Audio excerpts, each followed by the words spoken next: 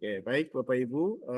Jadi eh, peserta pelatihan selama OJL itu diwajibkan untuk melakukan 2 dari 7 jurus. Sekali lagi ya, hanya 2 dari 7 jurus yang diwajibkan.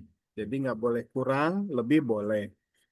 Maka instrumennya seperti ini, Bapak dan Ibu. Ini instrumen doku, versi versi docs ya. Nanti konkretnya instrumen ini sudah didigitalisasi dalam bentuk eh, LMS gitu. Nah, saya coba urai satu-satu Bapak dan Ibu.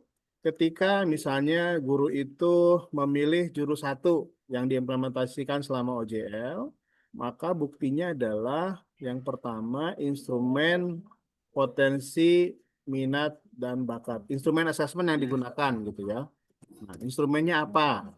Itu yang dilampirkan gitu.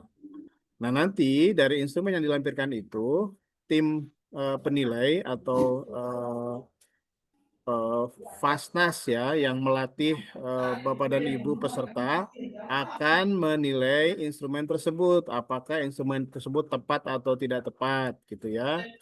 Kemudian alasannya apa, kira-kira alasan ini tepat atau enggak, kemudian ketepatan memilih instrumen, kemudian ketepatan memilih instrumen yang digunakan misalnya.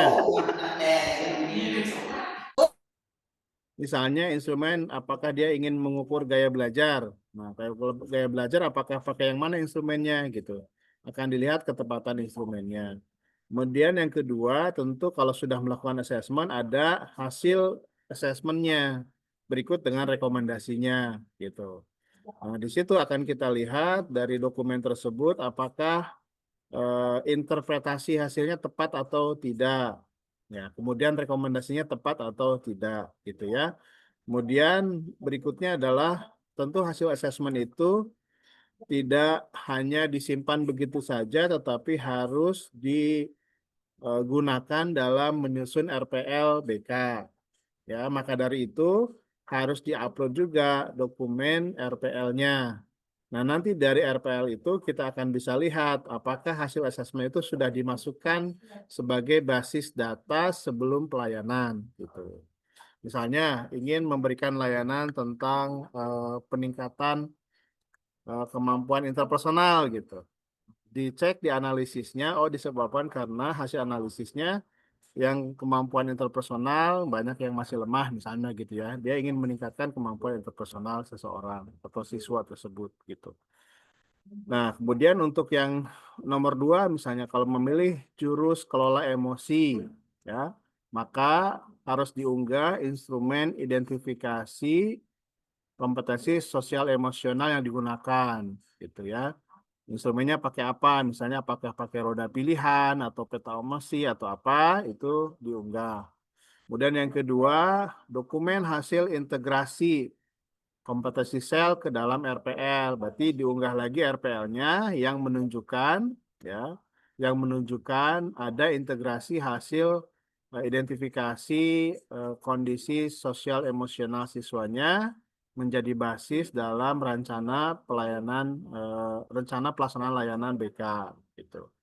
Kemudian berikutnya adalah ada dokumen evaluasi dan refleksi. Tentu begitu sudah dilakukan eh, apa namanya layanan konseling yang untuk meningkatkan kemampuan sosial emosional, maka harusnya ada dokumen evaluasi dan refleksi ya penerapan sel itu seperti apa.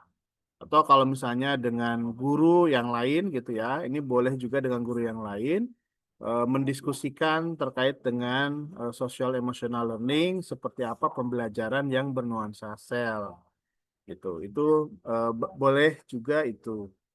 Ya, nah Bapak dan Ibu, jadi setiap jurus itu ada bukti-bukti yang diminta. Ya, misalnya jurus 3, tumbuhkan resiliensi. Bentuk buktinya adalah misalnya video atau rekaman audio penerapan teknik penguatan pola pikiran bertumbuh, ya atau growth mindset gitu. Ini kalau misalnya gurunya memberikan pelayanan kepada siswa layanan BK, tapi untuk menumbuhkan growth mindset gitu. Nah, ada videonya. Nah, videonya bisa diunggah di LMS, ya nanti kita nilai video tersebut gitu. Kemudian rekaman penerapan penguatan pola pikir bertumbuh, memberikan penguatannya seperti apa gitu ya. Kemudian dokumen RPL atau BK yang apa namanya, yang berisi pelayanan untuk meningkatkan tumbukan resiliensi gitu. Begitu, kemudian jaga konsistensi, maka bukti yang harus diunggahnya adalah dokumen bimbingan dalam rangka menumbuhkan kebiasaan positif. Nah, ini dokumen bisa bentuknya RPL-nya atau bisa juga bentuknya videonya gitu ya. Kemudian dokumen bimbingan dalam menghilangkan kebiasaan negatif juga sama, bisa RPL-nya atau lengkap ada RPL-nya, ada videonya juga silahkan. Jalin koneksi, nah ini dokumennya bentuknya ada RPL, ada laporan konseling dan seterusnya, konseling realita, kemudian ada rekaman data dan seterusnya. Nah, Bapak dan Ibu pada prinsipnya setiap bukti ini adalah selengkap mungkin yang ada gitu ya. Bisa jadi lebih dari 6 ini gitu ya dokumen yang bisa Bapak Ibu unggah ke dalam LMS. Bangun kolaborasi, misalnya ada instrumen yang digunakan untuk mengidentifikasi permasalahan murid ya. Kalau di pelatihan kemarin itu ada tier ya, tier 1, tier 2, tier 3 begitu. Kemudian lembar alur mekanisme apakah ada, kemudian tidak hanya ada, apakah itu juga dipasang di tempat-tempat umum, apakah di mading sekolah gitu ya, atau di papan pengumuman atau apa gitu. Nah itu dipasang, difoto. Nah itu cukup untuk melihat, menunjukkan bahwa memang guru sudah mencoba menerapkan atau mau mensosialisasikan alur penanganan masalah, gitu ya. Kemudian dokumen rancangan strategi. Nah, ini bentuknya adalah file dokumen gitu ya. Apa yang akan dilakukan untuk berkolaborasi dengan pihak lain gitu. Isinya kurang lebih ada identifikasi masalah, diskusi awal atau konferensi kasus, kemudian menetapkan tujuan dan strategi, mengimplementasikan dan monitoring, kemudian mengevaluasi dan seterusnya. Nah, ini bentuknya bisa ditambah dengan foto kegiatan, daftar hadir atau notulensi kegiatan kolaborasi ya. Untuk misalnya konferensi kasusnya kan pasti ada daftar hadir dan lain-lain gitu ya. Nah, jurus yang ketujuh menata situasi. Ya, dokumen yang harus diunggahnya adalah dokumen identifikasi 5 unsur berpikir sistem ya. Dari mulai resource mapping gitu ya, roles. Nah, 5R itu yang ini nih. Resources, roles, relation, rules, dan result gitu.